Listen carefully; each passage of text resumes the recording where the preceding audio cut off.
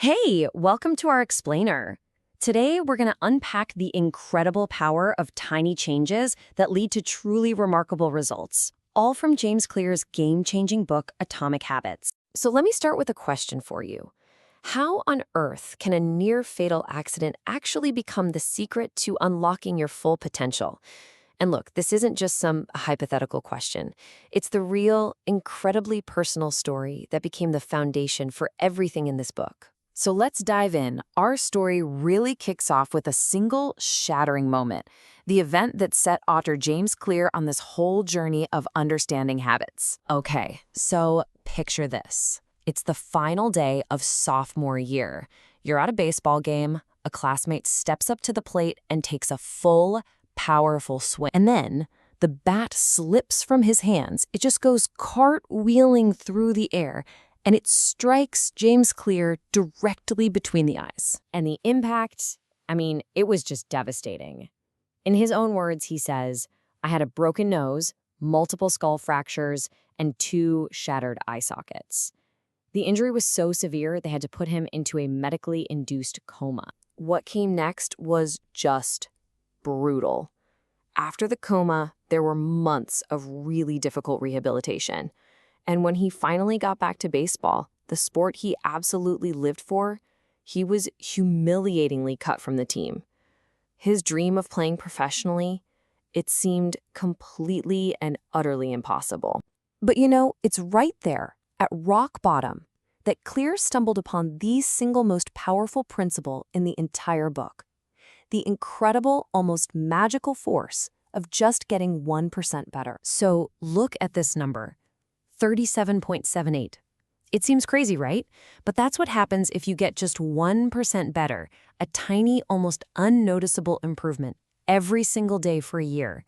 That tiny effort, it compounds on itself until you are nearly 38 times better. It's not about making one giant leap. It's about taking hundreds of these tiny, consistent steps. Clear has this perfect way of putting it. He says, habits are the compound interest of self-improvement. Just think about that for a second. Right?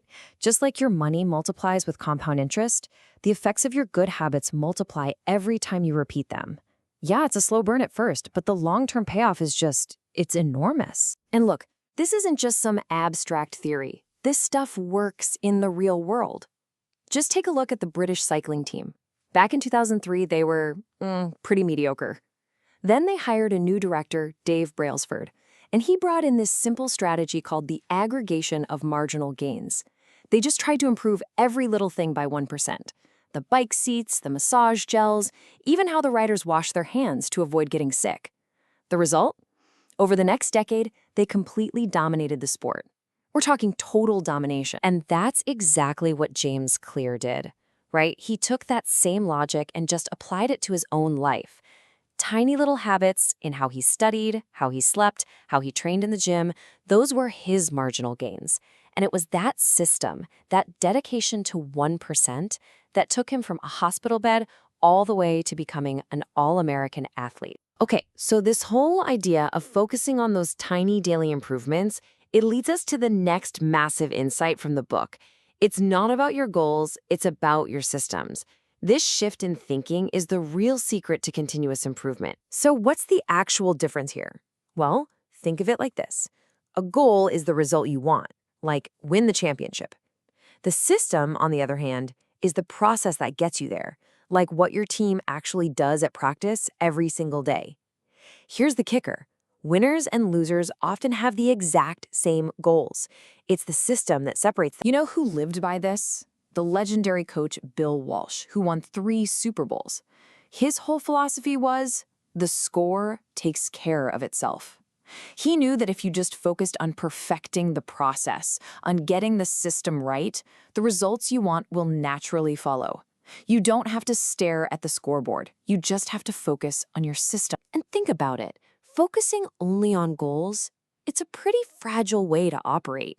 Achieving a goal is just a temporary high. It restricts your happiness, making you think, I'll be happy when. And worst of all, it can create this yo-yo effect. You work so hard to achieve the goal, and then you stop. The system breaks down. All right, so if goals aren't the answer, how do you actually build one of these winning systems? Well, Clear gives us this amazing practical framework he calls the 4 simple laws of behavior change. Turns out every single habit you have, the good, the bad, all of them, runs on this simple 4-step loop. First, there's a cue, which is just the trigger. That cue creates a craving, the motivation to act.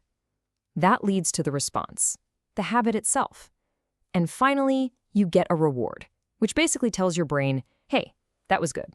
Let's do that again. And this is basically the cheat sheet for how to engineer that loop for yourself. If you want to build a good habit, you just have to make it obvious, attractive, easy, and satisfying. If you want to break a bad one, you just flip it. You make it invisible, unattractive, difficult, and unsatisfying. It's a beautifully simple and incredibly powerful way to design your life. Okay, so now we get to what I honestly think is the most profound, the most powerful idea in this entire book. This is what takes habits from being simple little life hacks and elevates them into something much deeper. It's not just about what you do, it's about who you become. Clear's big point here is that real, lasting change isn't about your behavior. It's about your identity. The ultimate goal isn't just to do something, like read a book or go for a run. The real goal is to become someone, to become a reader, to become a runner. Let me give you a perfect example of this in action. Someone using an outcome-based approach might say, I'm trying to quit smoking. You see? They still identify as a smoker who is trying to change. But someone using an identity-based approach says, no thanks, I'm not a smoker. It's such a subtle shift in language, but it signals a massive, profound shift in identity. Or here's another one just to make it stick. A goal-oriented person might say, my goal is to read 1 book. But an identity-oriented person says, I want to become a reader. See the difference? One is a finite task you check off a list. The other is a lifelong identity you're building. When you really boil it all down, it comes to this simple, powerful idea. Every single action you take is a vote for the type of person you want to become. Every time you go to the gym, that's a vote for, I'm an athletic person. Every time you write 1 page, that's a vote for, I'm a writer. These small votes, they add up, they compound, and over time, they forge your identity. And that brings us to the final question. This one isn't for me, it's for you. As you go through the rest of your day today, just think about this. What one small habit, what tiny 1% action will you choose to take to cast a vote for the person you truly wish to become?